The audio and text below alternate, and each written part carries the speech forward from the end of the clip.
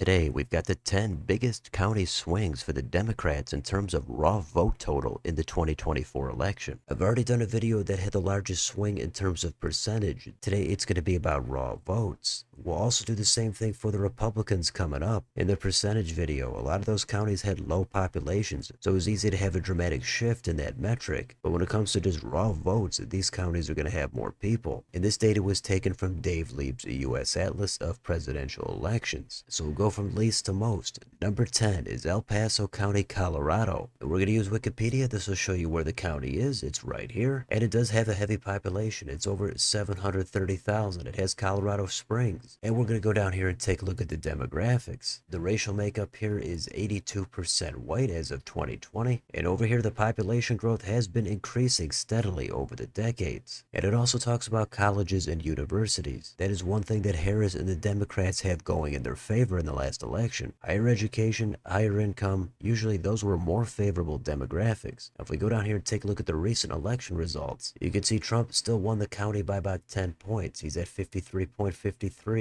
But the raw vote total change here was he gained only about 1,100 votes between 2020 and 2024. Harris, on the other hand, gained more than 4,500 votes. Once you subtract the GOP gains, Harris's raw vote total went up more than 3,500. So that might not sound like a lot, and it's not, but that is the 10th biggest raw vote gain for Harris and the Democrats in that election. But that is the 10th biggest county shift in terms of raw vote in that election. Let's go to number 9. We've got Kitsap County, Washington, and it's tucked away here. It's technically not really that far from Seattle and King County. The population here is 275,000. Let's go down here to the demographics. Well, back in 2010, the white population was 82.6. The population growth here has been steady, not as much as El Paso County. And in the presidential election, Harris won this county with 58.4%. And she did gain some raw vote on her own. But on the Trump side, he actually lost vote, going from 61,500 to just over 59,000. So once you add all that up, that's Harris's 9th biggest gain. For number 8, we've got to go to Georgia. This is Douglas County. This is in the vicinity of the Atlanta area, and the population here is 144,000. The demographic breakdown is as follows. The white population is 34.6. The black population is higher. It's at 47.7. And you can see in recent decades, the population here has kind of exploded, although it has slowed down in recent years. If we go down here and take a look at the election results, this one was very comfortably won by Harris. She's at 65%, Trump at 33.7. Trump's raw vote total went down, while Harris's went up several thousand. This was even a red county until 2004. But at this point, it has drifted hard toward the left, and it was a bad night overall for Harris. But in this county, she did make a noticeable gain. For number 7, we're going to go back to Colorado. We've got Larimer County, and this county has Fort Collins. It's located on the northern part of the state bordering Wyoming, and the population here is 359,000. If we look at the demographics, again, we see steady population growth here over the recent decades. This data here is only updated through 2000, so that's not really that beneficial anymore. But back then, the white population was over 91%. Median household income was 48,600. And right down below, we've got the presidential results. We've got Trump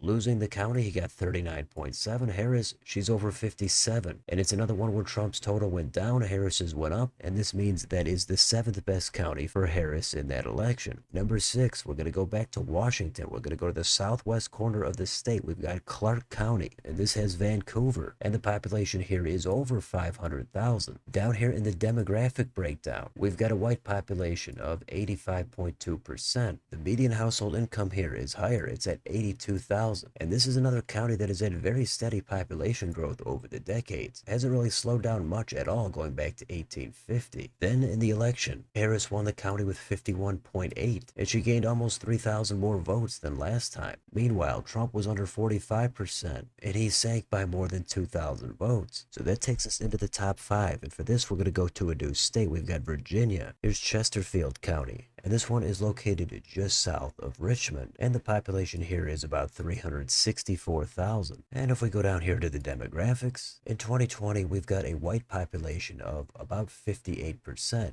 Black population is over 22, and there's a Hispanic population here at 11%. Now, this was a red county until 2020 when Biden flipped it, and Harris did even better than Biden here. She's up to 53.6. Trump ticked down just a little bit, but the raw vote total here was the 5th best gain for Harris. Number 4 is in Utah, and this is Davis County, and the population in this county is 362,000. If we go down and take a look at the demographics, we've got a white population of 80.6%, and here the Hispanic population is at almost 11. This population again has seen a lot of growth over the decades, again hasn't slowed down at all. So that booming population, how did they do in the election? Well, this one is actually very red. Trump won it comfortably with 59%. Harris is at only 35, but that is a bit of a shift from 2020. Harris gaining a couple thousand and Trump going down several thousand. So in an otherwise dark day for the Dems, this might be considered a small bright spot. Number 3 is in North Carolina, and this is Buncombe County, and this is the city of Asheville. It's located here in the western part of the state. Population is about 269,000. We go down to the demographics. We've got a white population here of just under 80%, and the population here has gone up steadily over the decades. Down to the election results. Harris won it by a landslide at 61%. Trump is under 37. Again, the raw vote total here is Harris gained, Trump lost. Once you even it out, it's a net shift that puts this at Harris's 3rd best county. Number 2 is in the Rust Belt. It's in Wisconsin, and it's Dane County. Now, this has the state capital of Madison, and the population here is 561,000. This is known as being one of the blue counties in the state. So let's go down here and take a look at the demographics. The white population is over 77%, and it's another county that has seen some steady population growth over the past few decades. Now, as I said, this is a pretty blue county. It's a college town, it's higher educated, and Harris won it with almost 75%. That's just slightly less than what Biden pulled in 2020. But Harris's raw vote total went up. It was by almost 14,000 votes. However, Trump's raw vote also went up, and his percentage is just a little bit higher than his 2 previous runs. Once you subtract the gain of Trump's raw votes from Harris's, this is the 2nd best county for Harris with over 7,200 raw votes gained. Now for the absolute best county for Harris, let's go to number 1. We've got to go back to Georgia, and with a more than 13,000 raw net vote gain, this is Henry County, and this county is also one of the 10 biggest gains for Harris in terms of percentage. It's a suburban Atlanta county. The population here is 240,000. Let's go down here to the demographics. Here the black population leads with a plurality at 48%.